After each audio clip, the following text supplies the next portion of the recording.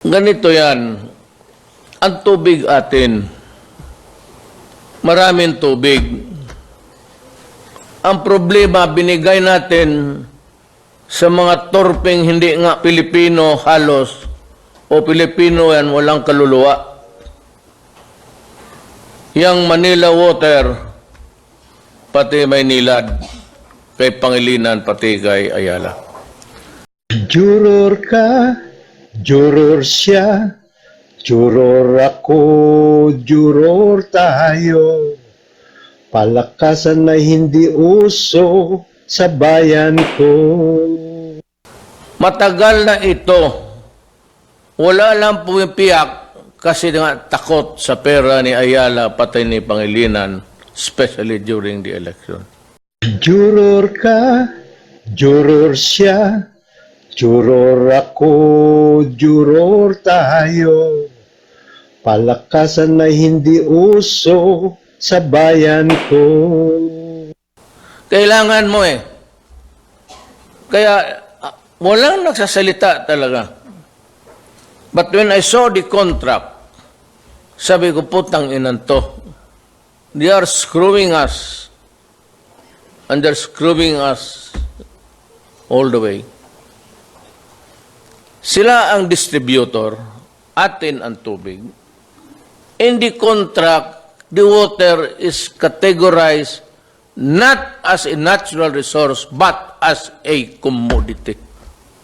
Juror ka, juror siya, juror ako, juror tayo.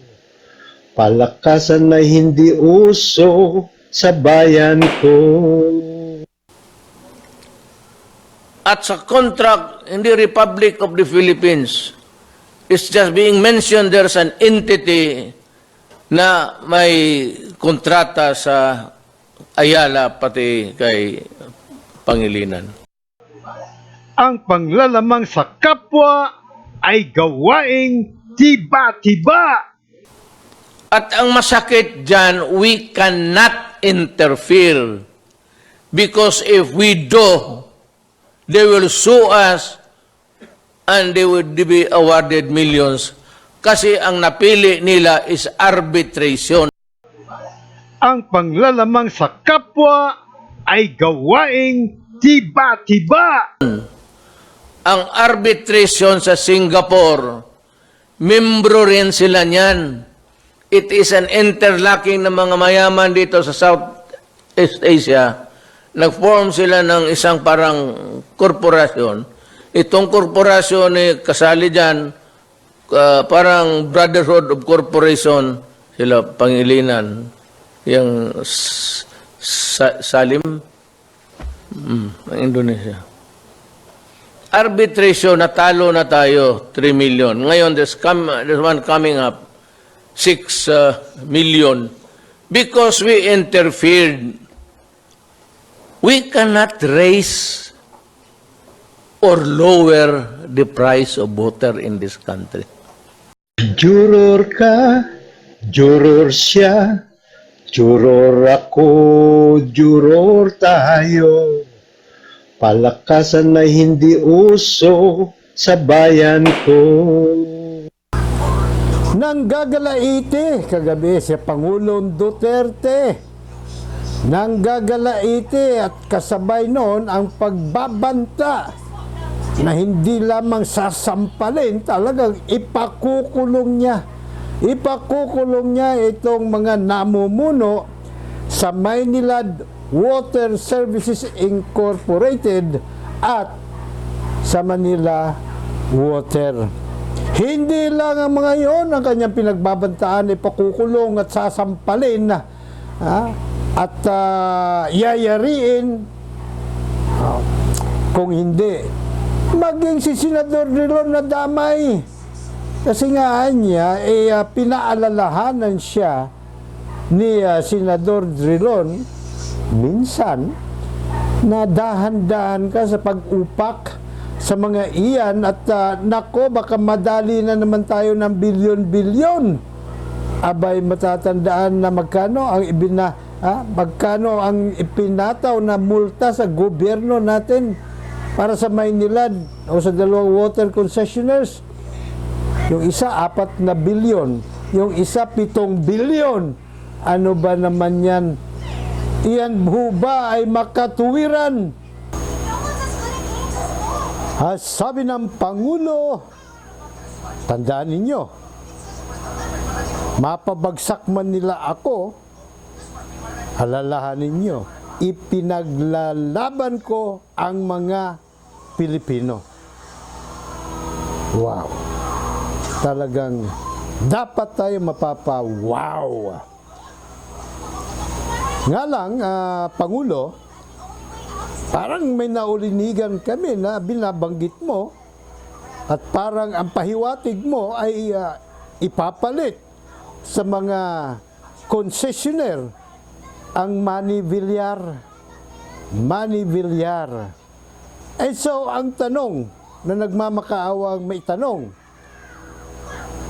pagka Villar Group of Company ba ang hahawak ng water concessions, interest kaya ng mga Pilipino ang kanilang itataguyod o isaalang-alang o ang lalo lang nilang pagpapayaman? Kailangan po nating manigurado this time around, Pangulo, dahil matagal na ho tayong pinaiikutan ng mga oligarko. Malay mo kung talagang tapat sila sa mga ibinubulong nila sa'yo, baka binobola ka lang. Malamang binobola ka lang, Pangulo. Tumpak ka rin, Pangulo. Dapat lang pinagsasampal yung mga hoarder na yan. Tinatago nila yung tubig. Bakit kamo? Bakit kamo? Ay lumang tugtugin na yung ganyang estilo Style bulok na yan Kaya nila sinasabi na may problema sa tubig. Kasi gusto nilang magtaas ng singil. Gusto nilang lalo silang magkamal ng mga nanggigitatang kayamanan at the expense of, siyempre, the sovereign Filipino people. Kaya dapat na pagsasampalin yung mga yan. Ganon din yung ginagawa sa kuryente. Gusto nila magtaas ng presyo o sabihin nila, wala tayong stock. Nagkakaubusan, kaya brown out muna tayo ngayon. Iyon ang kanilang istilong bulok. Kaya sige, Pangulo, sa pagsasampalin mo na para pumalakpak ang mga Pilipino. So, ang saklap naman yan, Pangulong Digong.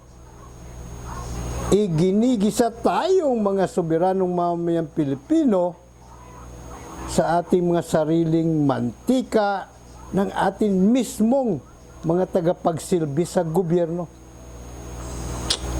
Bagaman nakakagalit ang mga buwitring estilo ng mga oligarkong torpe kamo at hindi nga Pilipino, o kung mga Pilipino man sila ay hawak na ng demonyo ang kanilang mga kaluluwa, abay, mas lalo tayong magagalit sa mga opisyal ng gobyerno na nakikipagsabwatan sa kanila. Kung hindi man, itong mga opisyal ng gobyerno ito mismo ang pasimuno. Malinaw na tinatawaran nila ng husto ang intelihente nating mga Pilipino, Pangulong Digong. Hayaan ba natin ang mga ongas na ito? Ever since time immemorial, Pangulong Rodrigo, ganyan-ganyan na talaga ang bulok na estilo ng mga oligarko. Kung sino yung nakapwesto, kung todo sip-sip buto sila. Kagaya ninyo, kayo ngayon na nakapwesto, kung kaya mabango kayo sa kanila. Palakaibigan sila sa iyo. Pero daw, oras na kayo ay mawala sa pwesto, ididiin pa malamang kayo ng mga iyan. May napapansin lang ako, Pangulong Digong, kasi nababanggit ninyo si Senador Drilon. And so, ako yung nagtatanong lang, paano naman siya napasok sa usapan dito? Remember, ito po ay usapin ng what are we in power for? Si Drilon hindi naman naging presidente ito. Ang malinaw, ito pong agreement, no? Agreement ng mga dalawang konsesyonero, water concessionaire. Yung isa ay yung Manila Water Company Incorporated, isang korporasyon na inorganisa alinsunod sa mga umiiral na batas sa Pilipinas, at ang isa naman dyan ay ang Benpres Lioness Waterworks Incorporated. Ewan ko kung sino sa kanila ang nagbenta ng konsesyon kangino. No, hindi pa masyadong malinaw yan, hindi pa para sa akin sa ngayon, no, pero hahanapin po natin yan. But ang mahalaga nitong punto ay sila yung napagbigyan ng gobyerno. At kailan nangyari po yung kanilang kontrata, kailan nagkapirmahan? 21 ng Pebrero 1997. 21 February 1997. At sa mga panahong yon, ang Pangulo ay si dating Pangulong Fidel Valdez Ramos. Yan po yung malinaw dyan. Ngayon, may mga antecedent siya, kumbaga, ay may mga naganap na maaring masabi nating mga kahindik-hindik. Bakit po kamo kahindik-hindik? Kasi bago po mangyari na nabigyan sila ng konsesyon, malinaw na nakasaad sa saligang batas. Basa. Ito po ay Article 12, National Economy and Patrimony, Section 2. Ang sabi rito, all lands of public domain, waters, mineral, coal, petroleum, and other mineral oils, all sources of potential energy, fisheries, forests, or timber, wildlife, flora, and fauna, and other natural resources are owned by the state. With the exception of agricultural lands, all other natural resources shall not be alienated, and exploration, development, and utilization of natural resources shall be under the full control and supervision of the state. The state may directly undertake such activities, or it may enter into co-production, joint venture, or production sharing agreements with Filipino citizens or corporation or association. At least 60% of those capital is owned by such citizens. Such agreements may be for a period not exceeding 25 years, renewable for not more than 25 years, and under such terms and conditions as may be provided by law.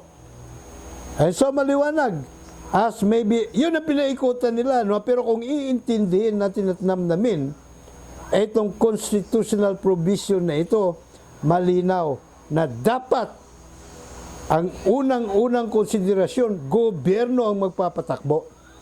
Gobyerno ang magpapatakbo. At kung hindi man, yung mga organisasyon, asosasyon o korporasyon ng mga Pilipino, kaya yung ibang korporasyon na 60% Filipino-owned. Now, ang sentido komon, pag ginamit natin, malinaw naman na dapat anuman ang gagawin ng gobyerno, although may option sila na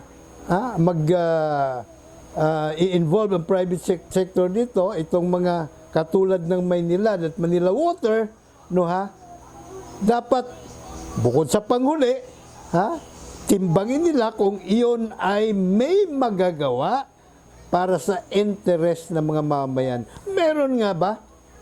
Now, ngayon, para paikutan po nila itong batas na ito, hindi lang basta batas ito, by the way, this is a constitutional provision.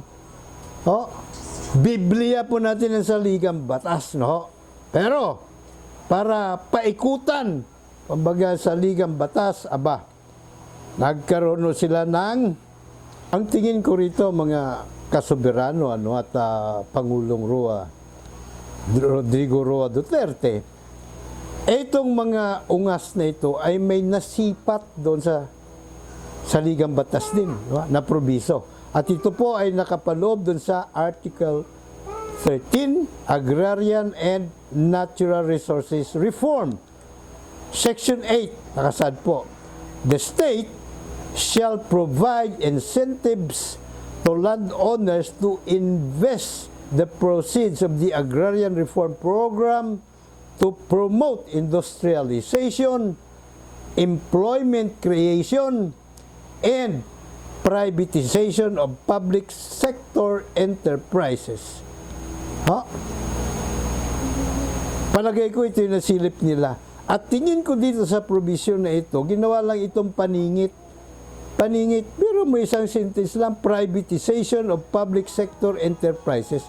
Dito po, nag-ugat lahat na pangungulimbat sa ating mga kumikita. Halimbawa mo, yung napukor na yan, ang lakas mag-akyat ng pera yan sa kaban ng bayan. No? Eh bakit pinrivatize? Bakit napunta na sa mga inchik yung NGCP? Ha? At dahil nga may nasilip ang mga ungas sa gobyerno noong panahon ni na Pangulong Fidel Valdez Ramos, sinamantala nila yung pagkakataon at sila po ay naglimbag ng Republic Act number 8041. 8041. Ito po ay kanilang pinamagata na an act to address the national water crisis and for other purposes. At sa declaration of policy nito, Section 2, it is hereby declared the policy of the state to adopt urgent effective measures to address the nationwide water crisis which adversely allocate the health. Anong allocate the health? Well, anyway, binabasa ko lang ito in toto, allocate the health and well-being of the population. Pwede pala. Food production and industrialization process.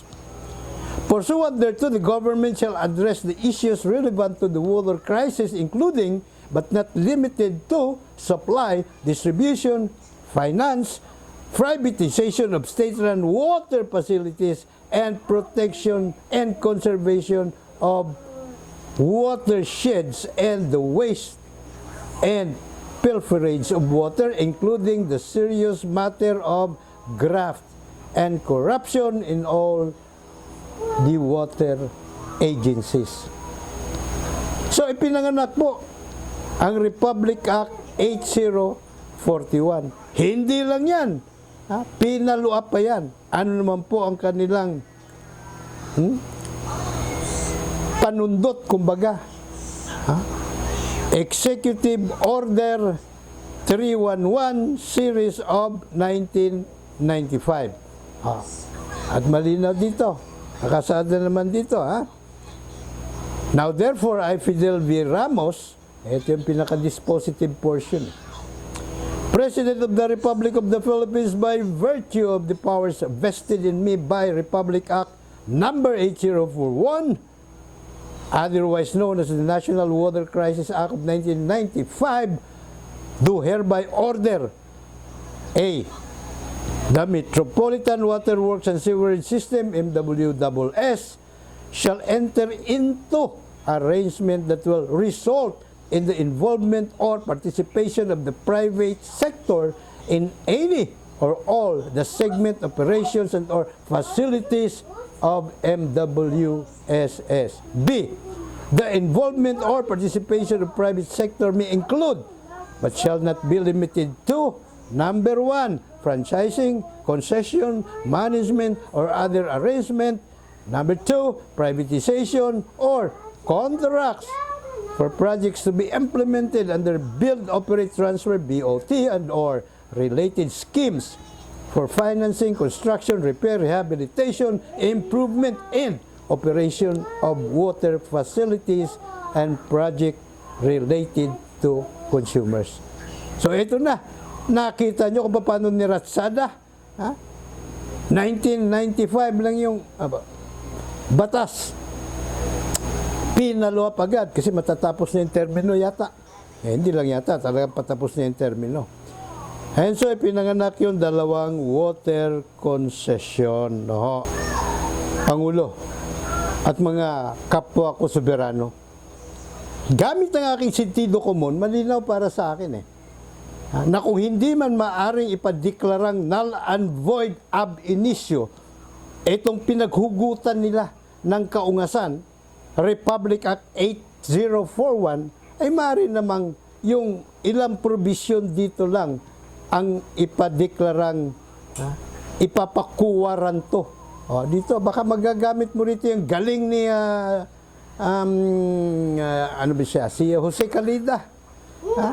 Yung kanyang galing sa kuwaran to. Si Solicitor General. Kasi malinaw sa Section 6 nitong Executive Order ng Pangulo 311 series of 1996 na nakasaad, negotiated contracts for projects to be implemented under Build Operate Transfers BOT and or related schemes. The President of the Republic may, bakit may ang nakalagay dito? May dapat ito, di ba? May, for a period of 1 year after the effectivity of this act, enter into negotiated contracts for the financing, construction, repair, rehabilitation, improvement, and operation of water facilities and projects related to increasing water supply, its treatment, and its distribution to the industrial and household consumers, provided that there is no government financing or financing guarantee for the contracts, except for the requisition of the right of way. I-invoke na rin po natin, Pangulo, ang saligang batas mismo, yung nabanggit kanina na sa Article 12 na National Economy and Patrimony. Naitsapwera tayo rito naitsapwera ang gobyerno. Ang supervising authority, supervisory authority ng gobyerno, lalong-lalo na dito sa natural resource na kanilang tinagurian na commodity ayon sa iyo, ay isa pong pagbaliktad, tahasang paglabag sa saligang batas. So po pwede na siguro nating i-invoke ito, no? Para yung kanilang pinaghugutan ng kontrata maidideklarang null and void, unconstitutional, and null and therefore null and void from the very beginning. So ala na tayong problemahin ng mga ng mga kasong legal. Malinaw sa aking sentido komon, Pangulong Rodrigo Roa Duterte at mga kalahing kayong manggi, kapwa ko soberanong mamamayang Pilipino, na talagang pinaikutan nila rito yung saligang batas upang bihisan ng legalidad ang kanilang palusot, nang sa ganon ay kung kaya nila naipasok itong dalawang concession agreement sa Maynilad at sa Manila Water. Malinaw po yan. Kaya malinaw naman sa ating ding kalakaran, sa ating mga batas, na ang ganong mga kaso ay po pwede talaga ideklara null and void ab initio. Mas matindi pa ito kaysa kuwaran to na nangyari kay dating Chief Justice Maria Lourdes Sereno. At sana kung sino man yung mga ungas na naging kasabwat rito, o kung sila man na nagsulsol kay dating Pangulong Fidel Valdez Ramos, mapapanagot, mabigyan sila ng masampulan ba ang ating lipunan. Although hindi ho ako masyadong optimistic na mangyari po yan, habang ang ating sistema ng hustisya ay trial by palakasan pa rin. Kaya sana, Pangulo, kung gusto mo talaga na ipaglaban ang kapakanan ng bawat soberanong mamamayang Pilipino, sertipikahan po ninyong urgent ang amenda numero 1. Ito po ay sa pamamagitan ng isang Constituent Assembly panukala ng mismong mga mambabatas ay maihain ang amenda numero 1 sa Bill of Rights. Karapatan ng mga soberanong mga mamamayang Pilipino sa trial by jury. Sapagkat ito lamang po ang bukod tanging mekanismo na epektibo at napatunayan na, tried at tested and proven na ito for centuries sa United Kingdom, sa United States of America, sa Canada, sa Australia, sa Germany at marami pang European countries, including ito pong South Korea na noong 2007 lamang nag-ship sa trial by jury. Sa Hong Kong, 1845 pa po may trial by jury na mga Hong Kongers. Iyan ho ngayon ang kanilang ipinaglalaban ng kahit napatayan na huwag mapaikutan ng China ang kanilang karapatan sa trial by jury. Kaya kung gusto ninyong mag-iwan ng legacy Pangulong Rodrigo Roa Duterte, sertipikahan po ninyong urgent ang panukalang amenda numero 1 sa Bill of Rights nating mga soberanong mamamayang Pilipino. Hanggang sa susunod po, ito pa rin po inyo laging nakandang maglingkod, Kitkilatis Lagari po lamang. Mga kapwa ko, soberanong mamamayang Pilipino, Luzon, Visayas at Mindanao. Ugaliin po na masubaybayan. Ito pong ating YouTube channel at yung ating Facebook page din, no? kitvph.com at Mr. Juror Kitkilatis Lagari sa YouTube channel. Yun po lamang pag-subscribe ninyo dito po sa ating YouTube channel at pag-share ng ating mga video at pagla-like. At syempre, huwag niyong kalimutan din magpahayag ng inyong mga saloobin, kuro-kuro, palapalagay, komento dito po sa ating topic na idinidiscuss, pabor man o kontra. Demokrasya po umiiral dito sa ating palatuntunan at mahalaga po ang opinyon ng bawat isa, bawat Pilipino sa pagpanday po ng ating lipunan. Kaya ugaliin po natin na makialam at mag-ambag sa pagpanday ng lipunan. Hanggang sa muli, ay niyo pong lingkod, Kitkilatis Lagari po lamang. God bless us all. God bless Philippines. Gusto ko, juror ka.